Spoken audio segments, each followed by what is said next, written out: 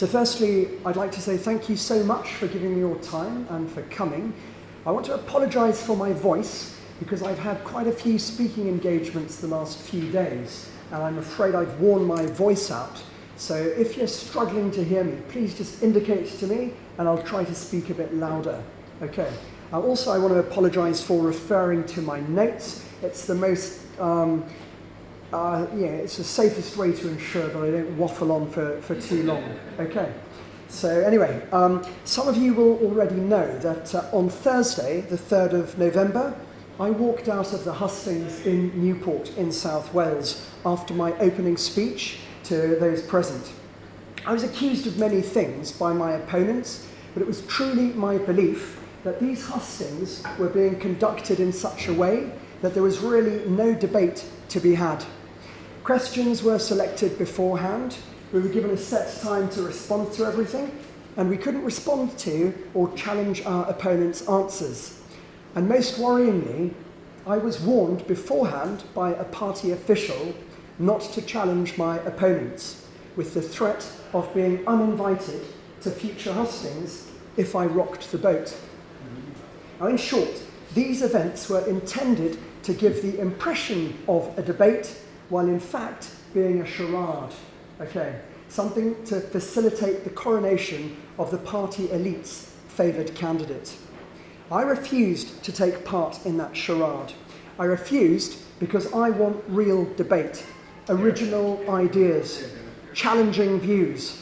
And I want to be challenged by you, the members. I want to have a dialogue with you. And so I decided to travel the width and breadth of the country, meeting you all. Sometimes in meetings such as this, or sometimes in small gatherings around a cup of coffee. Because you know, it is you, the people on the ground, the ones collecting signatures, leafleting, canvassing, organising tombolas to obtain deposit for your candidates, you are the ones with the knowledge of what's actually going on. If you want to fix a hospital, you don't ask the middle management and the administrators. You ask the nurses and the doctors what needs to be done to make things work better.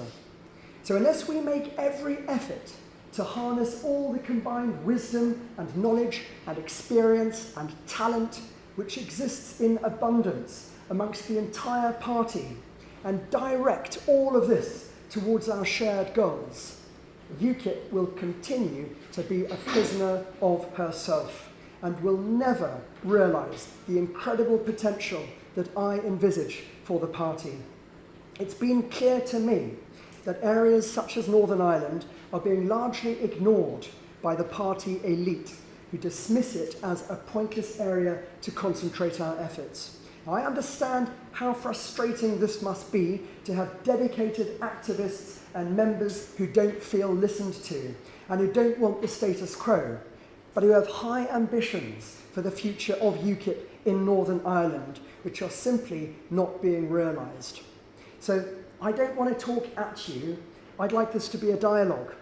I'd like each of you to please feel free to ask me any questions at all that you feel will help you better understand my vision for the party, as well as sharing your own ideas, both about how the leadership can better serve and represent the membership, and also what you feel that we could be doing better to make UKIP a more powerful political weapon. My fellow candidates don't want to do this. They've made it clear that the only opinions that count are those which originate behind closed doors within London and which are simply disseminated down to the rest of the party. And I cannot stress enough at this point what that should mean to you here in Northern Ireland. In reality, what it does mean is that you have two clear choices in this leadership election, not three. You have the choice between a party which is run from the top down with business as usual, the same people making the same mistakes and subjecting the rest of us to the same consequences of those mistakes, the same poor management and lack of professionalism, accountability and transparency, the same lack of engagement and communication throughout the party, and therefore the same inevitable decline in membership and the loss of an opportunity that I believe we will never have again. Now, conversely, with my standing in this leadership contest, you have the choice of a party which will be powered by its members and the knowledge and experience of its members, using a comprehensive system of direct democracy and collective decision-making, a mass membership movement, which will be the guarantors of a swift and genuine Brexit, a UKIP which will pioneer the future of politics in Britain and effect real positive change in people's lives, a UKIP which will help all those who are unable to help themselves and stand up for everyone who feels left behind and not listened to, a UKIP which will protect and sustain our British way of life and our unique and incredible heritage and values, a UKIP which in Northern Ireland isn't just a right-wing version of the Alliance Party, but is in fact a truly different mass movement, which works in tandem with that same movement in the rest of the UK. And a UKIP which will fight relentlessly to ensure that the government never forgets that it is we, the people of Britain, who are the masters, and it is they who are the servants. If the choice you want is for UKIP to be a grassroots-driven organisation that exploits the tremendous strengths and potential of scattered members throughout the whole country, then I would ask you to really stick your necks out and join me in this fight, taking every possible opportunity to engage fellow members who don't have access to social media or internet, but who respect your views and your judgment, and to please remind them that UKIP never was a top-down organisation, and it should never become a top-down organisation. We must harness and cultivate the spirit of 2016 in our party. This has been a year when the people, not the establishment, controlled the debate. A year when a globalist elite and their ciphers in national parliaments had their wings clipped. A year when ordinary people decided they wouldn't be dictated to and demanded to be heard.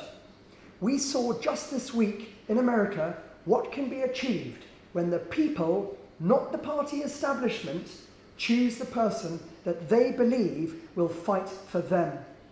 And it is no coincidence that Nigel worked with Trump on his campaign.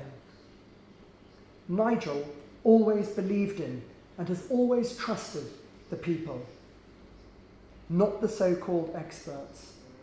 And it is this quality that set him apart from the political class in Britain. In this contest, I am the only Farageist candidate.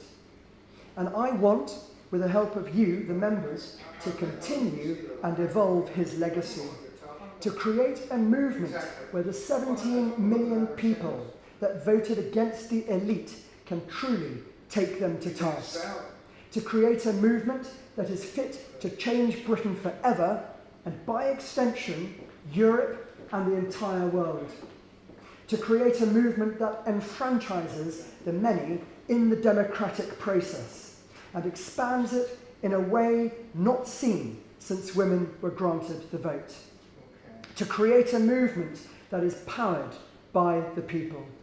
And I honestly believe that if we achieve this, if the members of UKIP agree to get behind me and make a clear statement that we believe that the party is the property of the members and not the officials, not the salaried officials, that our membership will expand at an incredible rate.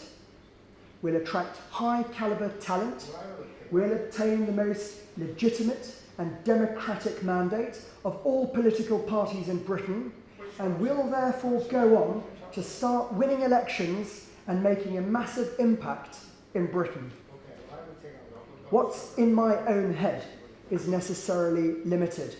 If I become the leader, I will not succeed because of what is in here.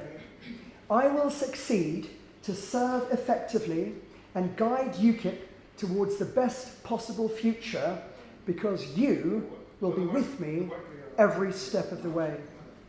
And so, you have kindly listened to me. It's now time for me to listen to you. Thank you.